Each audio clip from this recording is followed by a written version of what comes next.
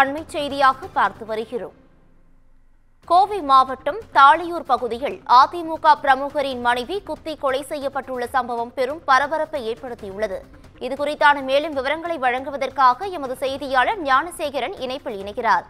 ஞானசேகரன், வணக்கம். இந்த கொலைக்கான பின்னணி என இது குறித்தான கூடுதல் விவரங்கள். வணக்கம் பவித்ரா. கோவை துடிலூர் அருகே பன்னிமடை ஊராட்சி முன்னாள் தலைவரும் அதிமுக கட்சியின் முன்னாள் மாவட்ட கவுன்சிலருமான கவி சரவணகுமார் என்பவர் அவரது மனைவி 47 வயதான மகேஸ்வரி மற்றும் 2 குழந்தைகளுடன் தாளியூர் பகுதியில் வசித்து வருகின்றனர். இந்நிலையில் அவரது வீட்டில் ஓட்டுநராக 45 வயதான சுரேஷ் என்பவர் பணிபுரிந்து வந்துள்ளார்.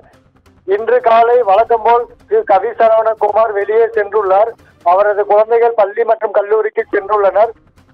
இதை அடுத்து வீட்டில் தனியாக இருந்த மகேஸ்வரியை திடீரென இன்று காலை கத்தியால் குத்தி கொலை செய்துவிட்டு வடவெள்ளி காவல் நிலையத்தில் சரணடைந்துள்ளார் ஓட்டுநர் சுரேஷ். இதனைத் தொடர்ந்து வடவெள்ளி போலீசார் தடாகம் போலீசாருக்கு தகவல் தெரிவித்தனர். உடனடியாக தடாகம் போலீசார் சம்பவ இடமான தாளியூருக்கு சென்று அங்கு வீட்டினுள் உள்ளே இறந்த மகேஸ்வரியின் உடலை கைப்பற்றி பிரேத பரிசோதனைக்காக கோவை அரசு மருத்துவமனைக்கு அனுப்பி வைத்தனர். மேலும் இந்த தகவல் அறிந்த உறவினர்கள் மற்றும் ஊர் பொதுமக்கள் வீட்டின் முன்பு கூடியுள்ளனர். அதிமுக முன்னாள் மாவட்ட கவுன்சிலர் மனைவி கொலை செய்யப்பட்ட சம்பவம் அப்பகுதியில் பரபரப்பையும் சோகத்தையும் ஏற்படுத்தியுள்ளது. இது குறித்து காவல்துறையினர் வழக்கு பதிவு செய்து மேலும் விசாரணை நடத்தி வருகின்றனர். பவித்ரா, கூடுதல் விவரங்களுக்கு நன்றி ஞானசேகரன்.